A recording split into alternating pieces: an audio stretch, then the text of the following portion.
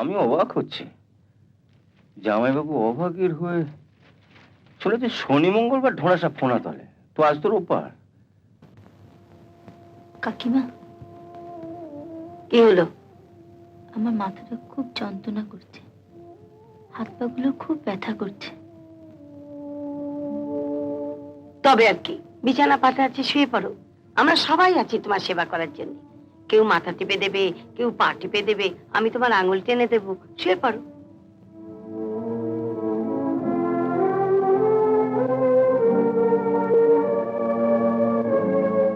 যা যা, ন্যাকামো না করে কাজ করবি যা। আমি লক্ষ্য করেছি, তপনকে বাড়িতে ঢুকতে দেখলেই তোর কিরকম একটা ন্যাকামো বেড়ে যায়। এমন একটা ভাব করিস যেন তোকে খাটিয়ে খাটিয়ে মেরে ফেলছি। সত্যি বলছি, আমার খুব জ্বর এসেছে, আমি দাঁড়াতে পারছি না কাকিমা। বাসন তো মাজবি বসে বসে, দাঁড়িয়ে থেকে কি হবে? যা যা, বিরক্ত করিস না।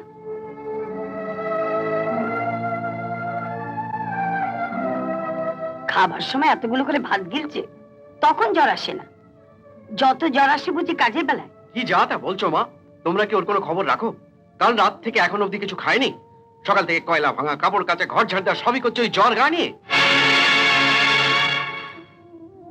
থাক, ওর হয়ে আর ওকালতি করতে হবে না। ওকালতি কেন করবো?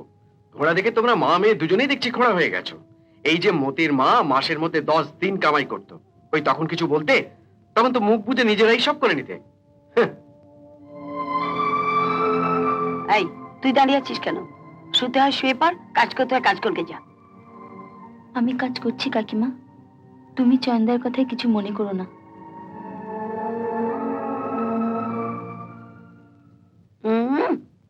তুমি চয়নদার কথা কিছু মনে করো না? আল্লাহ দি সংসারে অশান্তি লাগিয়ে দিয়ে। আচ্ছা তুমি বলো, ওর সামনে এই ধরনের কথা বললে ও মাথায় উঠে যাবে না? ও কষ্ট করে কেন তোমার মাথায় উঠতে যাবে? তোমার উচিত ছিল ওকে মাথায় তুলে রাখা। কেন, কি এমন করেছে যে ওকে মাথায় তুলে রাখতে হবে?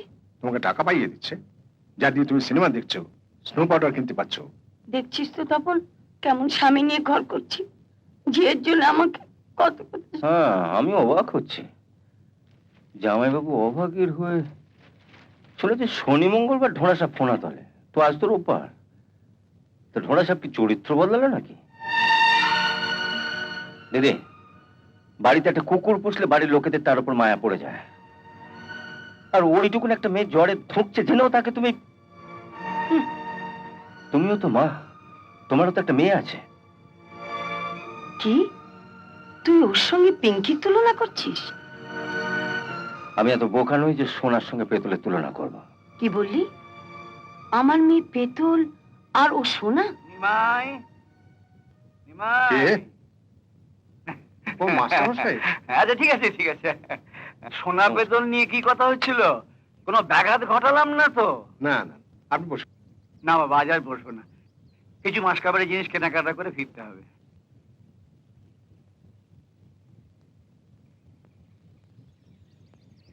এই যে মা, টাকাটা।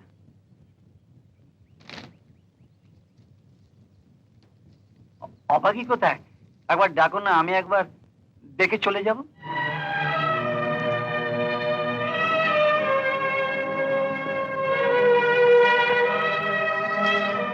আগে বাড়িতে পা দেওয়া মাত্র বাবা বাবা বলে ছুটে আসতো।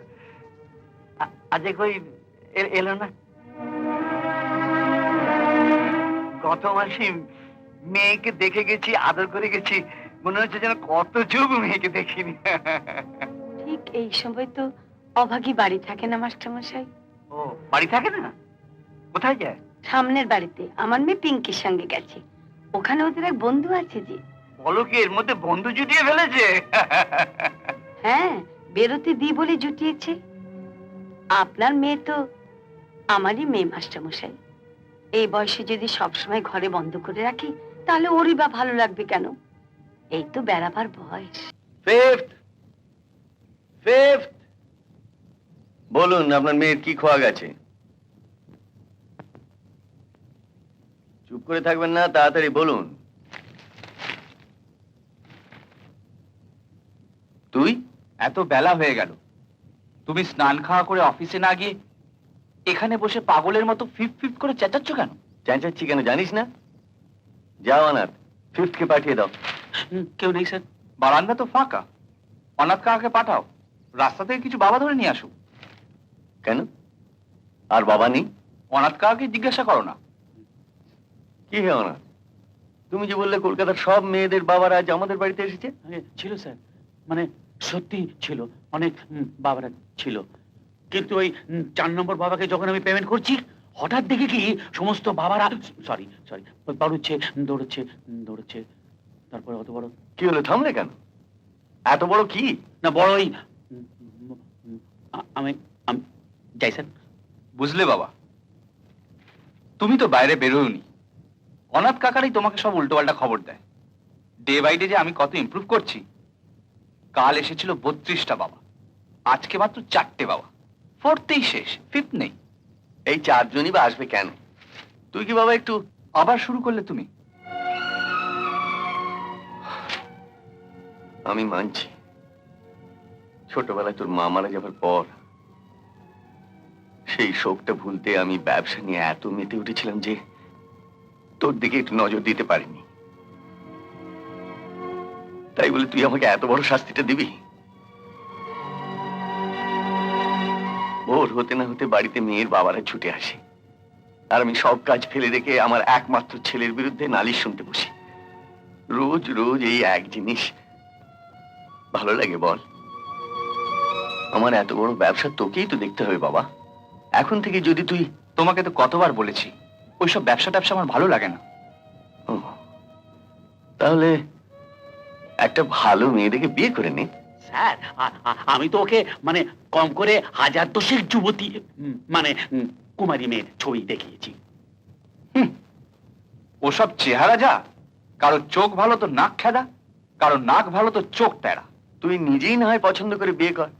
আমি কথা দিচ্ছি, তুই যাকে পছন্দ করবি আমি তাকে না দেখি তোর সঙ্গে বিয়ে দেব। পছন্দ যে করব তেমন মেয়ে তো একটাও চোখে পড়ছে না।